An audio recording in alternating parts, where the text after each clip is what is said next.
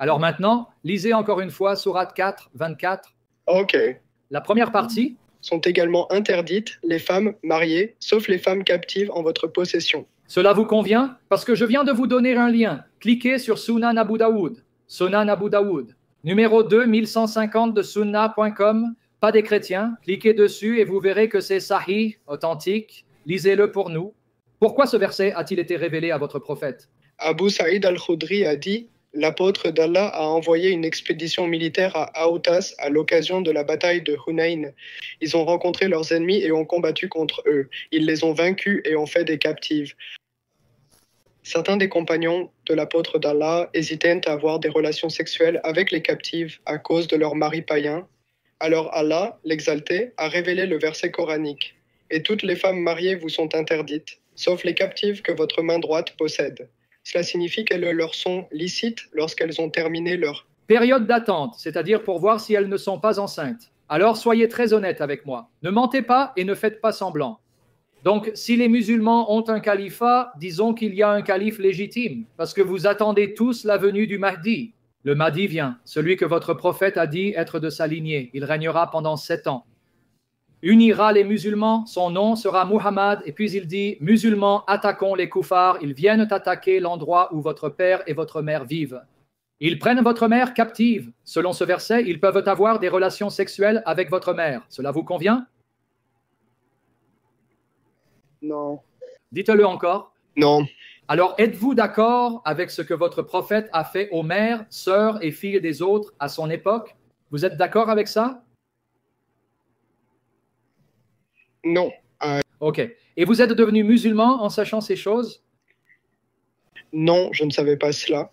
Mais contrairement dans votre Coran où votre Dieu commande de telles choses, donc vous venez d'enterrer votre Dieu. Le Coran dit, et les hadiths disent qu'Allah a écrit le nombre d'adultères que vous devez commettre et vous ne pouvez pas y échapper car Allah a décrété que vous devez commettre l'adultère. Voulez-vous que je vous montre ça? Excusez-moi.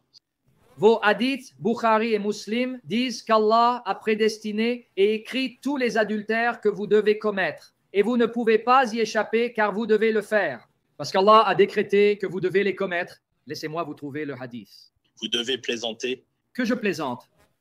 Ok, voyons si je plaisante. Sahih Bukhari, volume 8, numéro 609. Voilà, je vais vous donner le lien. Non, lisez-le, ne fuyez pas. Non, ne fuyez pas encore. Ne partez pas encore. Lisez ceci au moins avant de partir. Rapporté par Ibn Abbas, je n'ai rien vu qui ressemble autant à des péchés mineurs que ce que... Oh oui, allez-y. Abu Huraira a rapporté du prophète qui a dit « Allah a écrit pour le fils d'Adam ».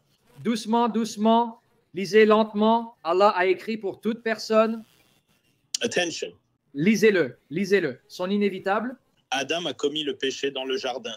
Finissez-le. Et puis il sait. Finissez-le. Je vais vous embarrasser parce que vous avez peur. Vous ne l'avez pas fini. Lisez-le. Allah a écrit pour le fils d'Adam sa part inévitable d'adultère, qu'il en soit conscient ou non. Continuez à lire. L'adultère de l'œil qui est de regarder quelque chose qu'il est péché de regarder.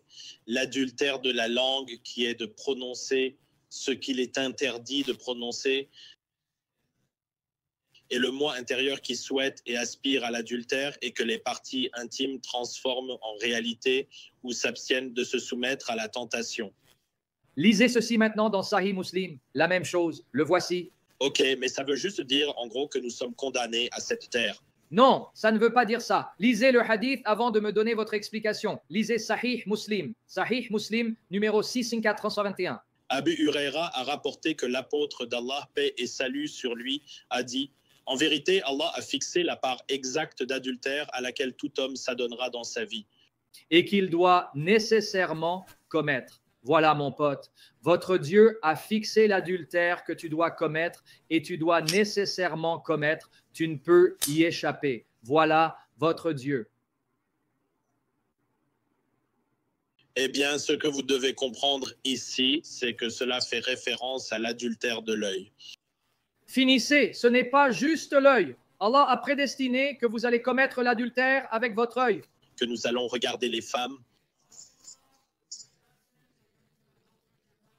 Allah a prédestiné que vous allez commettre l'adultère avec votre langue. Et Allah a prédestiné, ne m'interrompez pas, parce que maintenant vous avez peur. Car il est dit qu'Allah a aussi prédestiné l'adultère que vous allez commettre avec vos parties intimes. Vous le voyez juste là? L'adultère est un péché. Et Allah vous a ordonné de commettre ce péché parce qu'il est méchant. Mais vous pouvez vous contrôler. Vous ne pouvez rien contrôler si Allah a décrété que vous commettrez l'adultère. Ne me dites pas que vous pouvez contrôler ce qu'Allah a prédestiné pour vous. C'était quoi déjà cette histoire à propos de ma Bible? Votre Dieu est occupé à vous faire commettre l'adultère. Un homme a le choix de tromper sa femme ou non. Non, pas selon cela. Il est dit qu'Allah a décidé et que vous devez nécessairement commettre cela. Ça ne dit pas ça.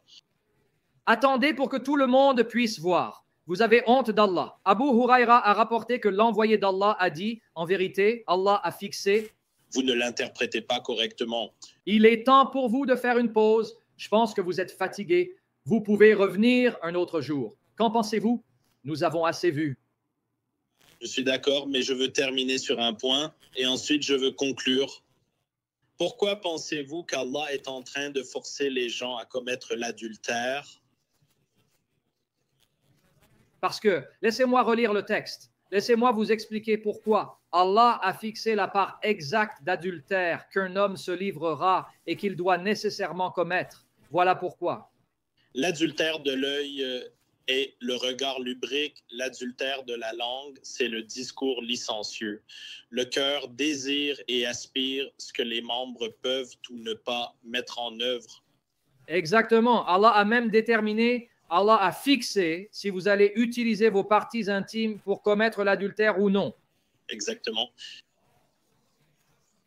Alors, Jihad, alors si Allah a décidé que vous allez utiliser vos parties intimes pour commettre l'adultère, cela signifie qu'il vous fait commettre l'adultère. Ça vous convient? Jésus n'a-t-il pas dit, celui qui convoite une femme? Non, c'est pourquoi Jésus a condamné votre Dieu comme Satan. Exactement. Jésus dit que si vous convoitez une femme, vous commettez l'adultère. Cela signifie qu'Allah du Coran n'est pas le Dieu révélé par Jésus. Allah dans le Coran est Satan. Ok, écoutez ça. Quand vous dites que Allah nous forcera à commettre l'adultère avec notre regard, c'est... Pas seulement votre vue, ça ne parle pas juste de la vue. Mais ça dit juste peut-être ou peut-être pas. Ok, donc si Allah a déterminé que vous allez utiliser votre partie intime pour commettre l'adultère, pouvez-vous y échapper? C'est votre dernier point et je vais raccrocher. Et c'est la part de libre arbitre que les gens ont. Il n'y a pas de libre arbitre. Arrête de mentir. Cela n'existe pas dans l'islam.